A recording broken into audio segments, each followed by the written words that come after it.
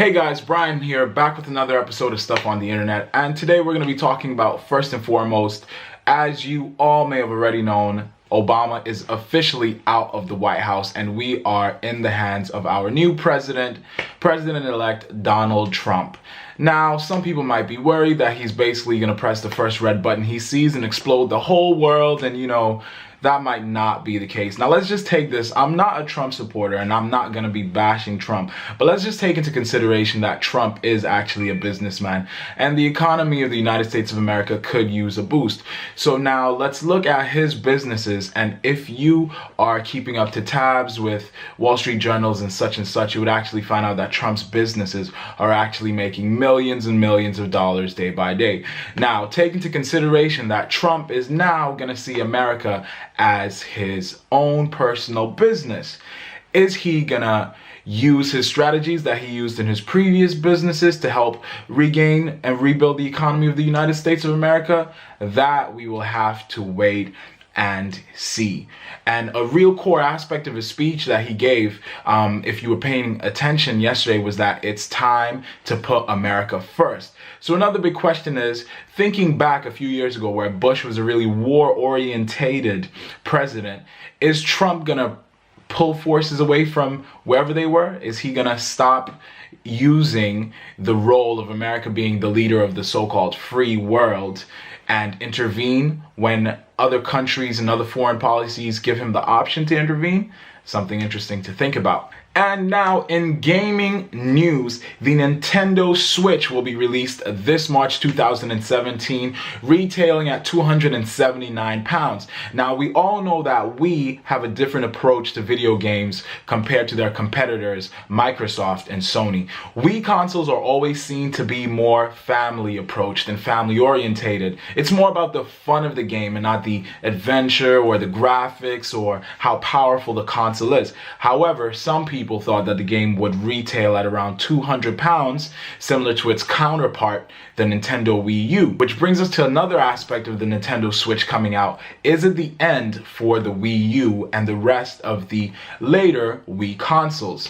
That I'm not too sure of. I can't really be opinionated about that because I've personally never went out and bought a Wii because I prefer games that have a bit more flavor to them. Not saying that Nintendo Wii games don't have, flavor, because I love that Mario Galaxy, but just to think about it from an informed point of view, the Nintendo Switch coming out does put a lot of strain on the Wii U and the previous Wii counterparts, just like the Microsoft Xbox One S coming out put strain on the Xbox before that, and how Sony has now come out with the PlayStation 4 Pro, which has put strain on the previous consoles. So it's just a frame of who prefers what console, because Sony came out with the PlayStation 4 Pro and the PlayStation 4, but I still have my PlayStation 3 because I currently still find that the games that are coming out for PlayStation 4 are still mixed in with my generation of the console, so I still get my money's worth out of it. Another question is whether the games that are coming out with the Nintendo Switch, I know there's a Zelda title coming out, and we all know, all gamers know that Zelda is a legendary game. We all are excited to see how they've revamped the game and what they're going to do with it coming out with the Nintendo Switch. So will there be cross-compatibility between the new console that's coming out and the previous generation? Now, in music news, fans were a bit outraged at the end of 2016 when they found out that Drake's Boy Meets World Tour was actually postponed, the beginning dates, and pushed them all the way to March. What happened was the dates that were initially supposed to be for the O2 Arena in Glasgow and London have now been pushed sometime in March. However, the dates of the concert that were in between haven't been untouched. I have tickets to this concert myself for the 17th of February in Sheffield, and I was a bit worried that the dates were going to be shifted, but thank God nothing changed. It's unsure whether these dates are going to be changed again. I know there were confirmations made that the previous concert dates for London and Glasgow at the O2 Arena have been moved to somewhere between the 23rd and the 27th of March. Now, fans, of course, are a bit flustered because when these concerts and these tours are happening at different parts of the country, some people like to catch a few legs of it. So some people would like to say catch the first few concerts in London or in Glasgow and then follow it down to somewhere to where it's going to be in the middle and then towards the end. Now, these dates having been confirmed, It just goes to anyone that's still looking out to get tickets for the concert. I'll leave a link to Ticketmaster's website at the bottom, and you can try and sort that out yourself. Another question about this was, I know that a lot of people, when these concerts happen, they try to get VIP tickets for these events.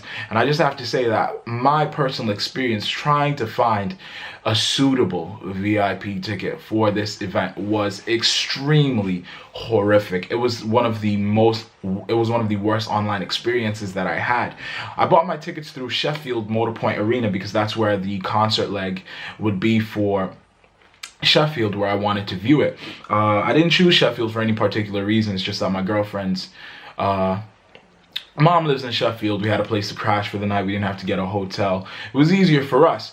However, buying the tickets through Motorpoint Arena's website had a lot of challenges. One of the challenges that we had was that on purchasing the tickets, they would eventually appear, and the tickets would disappear and then eventually reappear. So VIP tickets would be 3 down, 4 down, then you'd come back and suddenly there would be 6 to 10. And again, on checking out, you wouldn't really know what you're getting in the VIP package because it was quite vague. They would say that you're getting about 120 pounds worth of items, when in severity a seat to a concert really shouldn't cost that much. Even though it's VIP, we get some access to a bar, 1 complimentary drink, but a really good point of it is the early entrance. I mean, these concerts are usually rammed at queues, and if you can get there at any time and still jump in a special queue and avoid the line, then hey, who's to complain? I'm complaining. Anywho, I'll leave a link to Ticketmaster, and you guys can sort that out yourselves if you're interested in getting tickets. Just think about it as well. Hotel and accommodation where you're staying towards the arena is something to also have in mind.